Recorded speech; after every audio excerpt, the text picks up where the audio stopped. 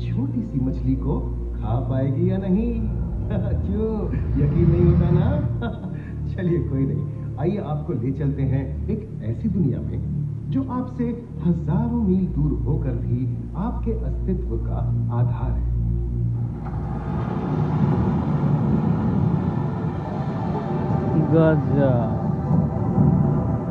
ये महासागर मीलों दूर तक फैला हमारे जीवन का केंद्र, जिसका पानी हर देश की सीमा से परे है। हमें सांस लेने के लिए जरूरी ऑक्सीजन का 50 से 80% इन्हीं समुद्रों के पानी से आता है।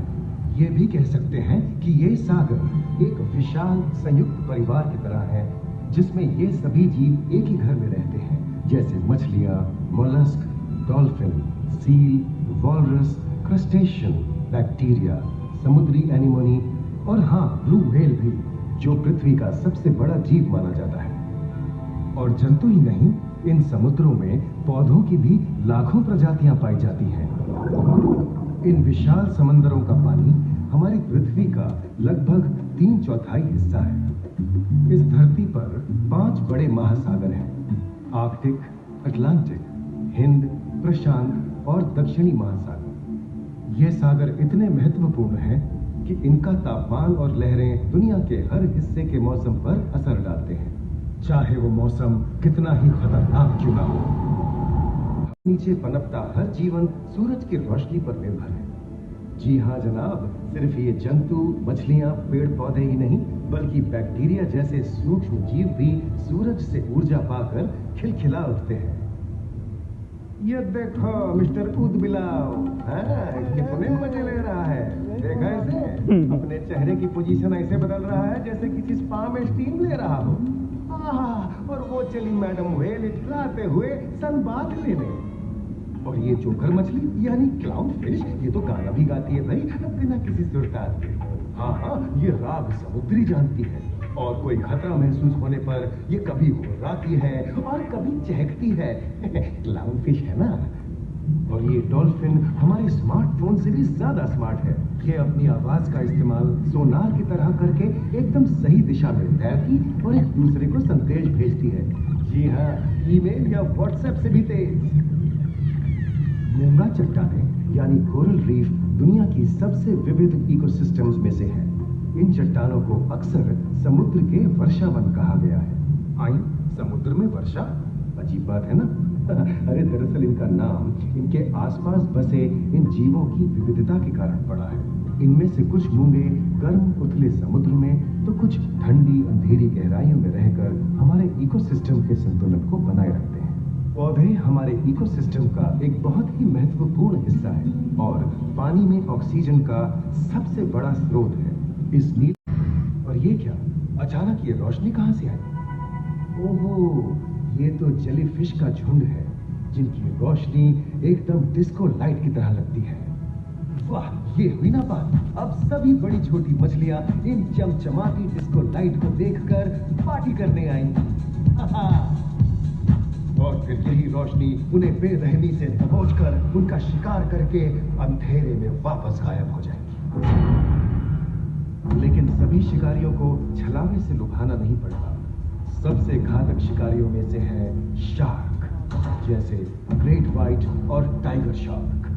शार्क आमतौर पर सूरज ढलने के बाद अंधेरे में शिकार पे निकलती है, समुद्री जीवों का यमराज बनकर। आज तक शार्क की 500 से ज्यादा प्रजातियों का पता चल चुका है। ये हर तरह के खुले महासागरों में, मूंगे की चट्टानों में, आर्कटिक की बर्फ के नीचे और समुद्र की अंधेरी गहराइयों में पाई जाती है। और ये है समुद्री घोड़ा, जो तबड़क तबड़क नहीं, छप छप छप छप करता है, यानी दौड़ता नहीं, तैरता है। हमने इन समुद्रों के बारे में बहुत कुछ जाना है, पर अभी भी बहुत कुछ जानना बाकी है। ये सागर गहरे और विशाल, ठंडे और अंधेरे में डूबे होते हैं।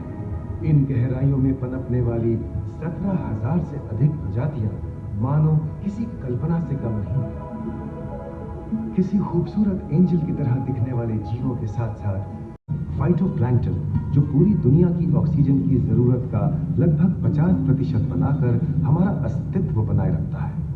इन समुद्रों में पहुंचने वाली सूरज की रोशनी की मात्रा के हिसाब से उन्हें 3 क्षेत्रों या परतों में बांटा गया है।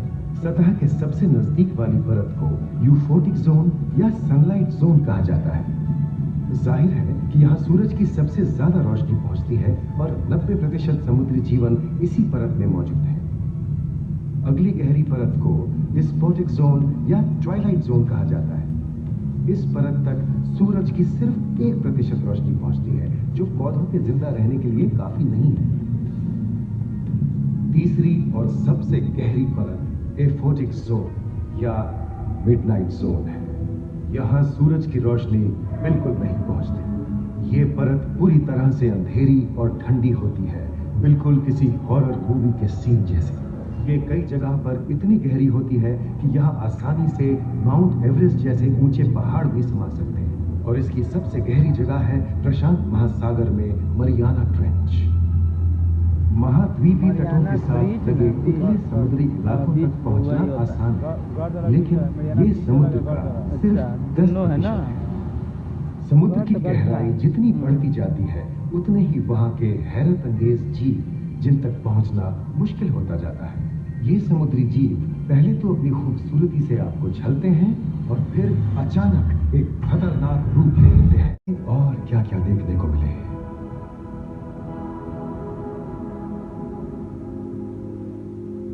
इन विशाल सागरों के इकोसिस्टम इनके बाहर तक फैले हैं। खारे पानी की खाड़ियां, समुद्रों, समुद्र तटों और नमकीन दलदली इलाकों तक। मानव जाति दशकों से प्लास्टिक, जहरीले रसायन, तेल और ऐसी कई चीजों को पानी में बहाकर समुद्रों को नुकसान पहुंचा रही है। कई समुद्री जीवों या मछलियों की दर्दनाक मौत और उनकी इस तड़प का जिम्मेदार हमारी मानव जाति ही है। पिछले कुछ दशकों में वैज्ञानिक पैमाने पर सामने आए खतरों में से एक बड़ा जलवायु परिवर्तन है, जिससे महासागर गर्म हो रहे हैं और ग्रीन हाउस गैसों की अधिकता और ऑक्सीजन की कमी के कारण इन समुद्रों का अम्लीकरण हो रहा है। सागरों के इस तरह गर्म होने से पानी का स्तर बढ़ गया है और बर्फ की चादर पिघल रही है।